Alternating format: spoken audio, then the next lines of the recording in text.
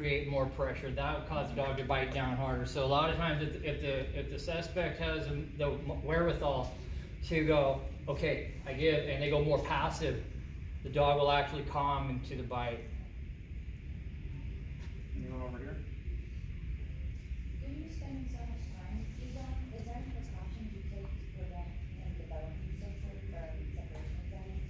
So I do spend, obviously, I spend 24/7 with him. I spend more time with Egon than I do with anyone in my entire family. So he's always with me at home. He's out with me at work. Like I said, I try to keep him a good balance within the kennel, good balance within the house, in the backyard. And then when I go to calls and stuff, he's in the back of my car. So he does get a little upset when I leave, close the door and walk away. He knows I'm gonna go deal with the call and he wants to come with me. So he'll bark and things like that. So there's just maybe a little bit, but it's not so bad to where I can leave a room and he'll stay in the room. He might perk up and kind of see the area that I'm going to just to make sure. But a lot of it is just, hey Dad, where are you going? I wanna come with you. But it's a little bit different in a police dog aspect because we want them to have that we want them to seek us out. Because if I'm out in a field somewhere fighting with somebody, I want him to come to me and not go to someone walking over here with their dog, theoretically. To add to that, when we pick a dog, when I go out and test a dog or select a dog to go do this work, that dog has usually been with a breeder or an intermediate trainer from the breeder to me as a vendor, and that dog has already done all the proper steps to make sure he's well balanced mentally, so that if he does spend a lot of time with Dad, it doesn't throw him into the grip of separation anxiety, and vice versa. So when you get a dog through the first 18 months of his life and you've done everything correctly, and like I said, bar any anomalies, the dog's going to be okay with spending a lot of time with you and then not spending time with you. Obviously, his first choice is always going to want to be with you, but it's not destructive behavior, which is where we talk about separation anxiety. They're chewing themselves, they're tearing up your car, they're tearing out your sheetrock and everything else. That's when we start worrying about that. But because we do so much work with them in the beginning, from the beginning we're inoculating them with stress. You heard me yell at them one time. We used to do that a lot with them, is stress inoculation. You're screaming, you're yelling, you're carrying on to make sure that the dog can take that stress when it's actually put to them in the real world. Same thing happens with noises, elevations, environment, etc. I'll let you continue now. When you called him off or told him to release and he went down on the floor and he kept barking, is that on purpose? Yes, so I was giving him a command to pass off. That's German for watch, or so I want him to continue to watch that suspect. He may see something that I don't see. Or I want him to not just say, okay, I'm done with the bite, and now the suspect is maybe he's gonna come after me again. And maybe he needs to go in for another bite. So I always want him ready to go, and that's why he's barking. He's expecting to go get another bite. That's his favorite thing. That's what he wants to do. It's a different thing. And do you take them like to Home Depot or camping? Like if you guys are camping? No. I wouldn't take him out. I could. He would walk by me and walk, but I just a liability wise, plus having to take him. I usually transport him in this car only. Because that's what I have to safely transport him. So no, I haven't taken him to Home Depot or camping. If I did need to bring him camping for some reason, I couldn't find a kennel or somewhere to watch him, I would, I'd have a crate for him, and I would just keep him in there and take him out on breaks. And I mean, he's a different dog when he's at home. He's not as amped up as he is here today. So he would be the kind of dog that I would be able to take camping. It's just I haven't done it yet to see how he reacts to it, but it would definitely be more controlled than just your pet dog running around on the campsite.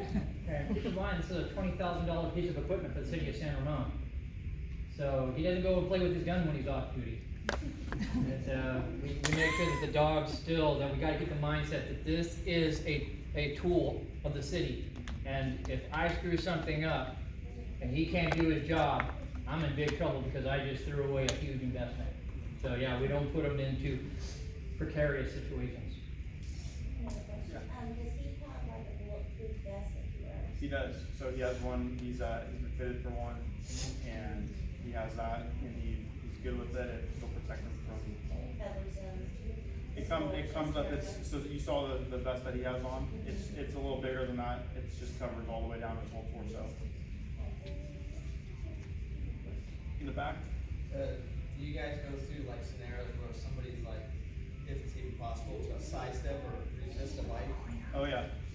And as Rob said, that kind of stuff, that just stimulates him even more and gets him even more ramped up. Or we'll do we call it frustration finds, where maybe not even a bite suit, but just have someone hide up high where he can't get to them, and he finds them in their odor, and he goes ballistic, because that drive just makes it to where they want that bite even more. So by trying to shake him or get out of the way, he's gonna get you. Is there a typical number of years that they are in that job, or? So Egon, he's 2 right now. So the Malinois, correct me if I'm wrong, but they can work significantly longer than the Shepherds, just because they typically don't have the bad hips. So Egon could work, 10 years easily. And you come to the dog board and the police officer say you would leave the force. Yeah, it's happened before where either an officer, because in San Ramon we have a policy, it's a 3-year minimum, but there's no maximum on it. So I can work Egon as long as Egon is able to work in his capacity. So if for some reason I needed to retire, I hope that doesn't happen anytime soon, but Egon could potentially be transferred to another officer if he's still able to work. If Egon does his entire career with me to where he's no longer able to work, Egon will retire, and I can buy him from the city for $1. And then he would just be a pet dog. He would be my responsibility for the vet and all that type of stuff. But that's typically what happens. I've never heard of a handler that has a dog for 8+ years and is given the opportunity to buy it and says, no, I don't really want the dog, because he's a part of my family, right? He comes home with me. He's my partner, so he's definitely coming home with me after the long haul. Anyone else? Any other questions for Officer Dimitri? Sure.